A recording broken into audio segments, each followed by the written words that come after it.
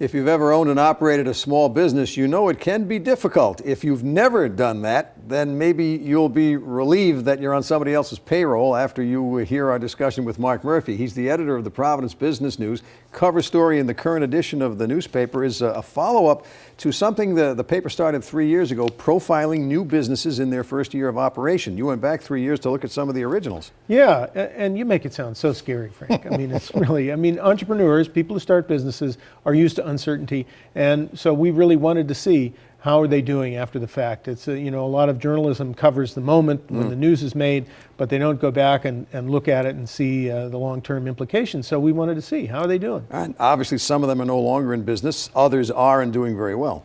Yeah, some are, and Rhode Island, just to understand, Rhode Island is filled with small businesses. I mean, there are close to 100,000 businesses operating in Rhode Island, and about 97,000 of them have 20 or fewer employees. And we're talking a lot of them have 1 or 2 employees. And so we found that kind of mix here.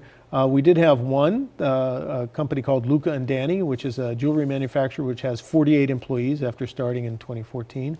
And so it's a nice mix, and some of them have left town, some of them we couldn't contact, and so we really can't say whether they're in business or not. They're certainly not at their original locations, but a whole lot of them were more than willing to talk. Now, if there's one thing in common with a successful business and business owners, what would it be?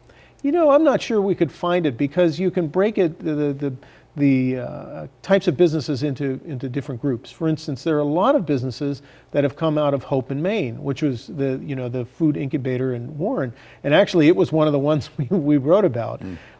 They've worked with 350 businesses in the last 3 years, and more than 50% of them fail within a very short amount of time. And so they're kind of used to that. So that's food. You have design businesses, and there have been some design businesses that have gone through it.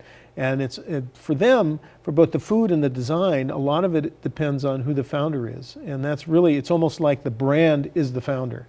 Whereas other businesses, it's really matching up with what the market says. And along those lines, a lot of the businesses, about half, say they've changed their business model in the first year. So some of them have stuck with what they were doing, but others said, we need to respond a little bit better and change what we're doing to stay in business. Sounds like those who are more flexible are more successful. Those who want to stay with the original model may not always make it. Well, again, it depends on what kind of business it is. If you're making pickles, and that's your, and Fox Point Pickles, for instance, is a Hope in Maine thing, you don't really change what you're making pickles. Right. So you might add some different things, but you're not going to change your business model.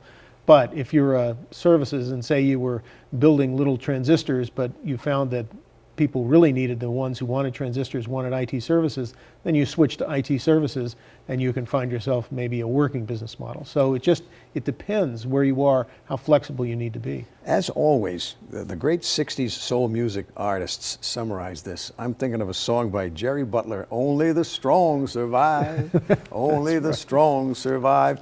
More examples without my singing in the current edition of the Providence Business News. Mark Murphy, thank you for joining us. Thank you, Frank.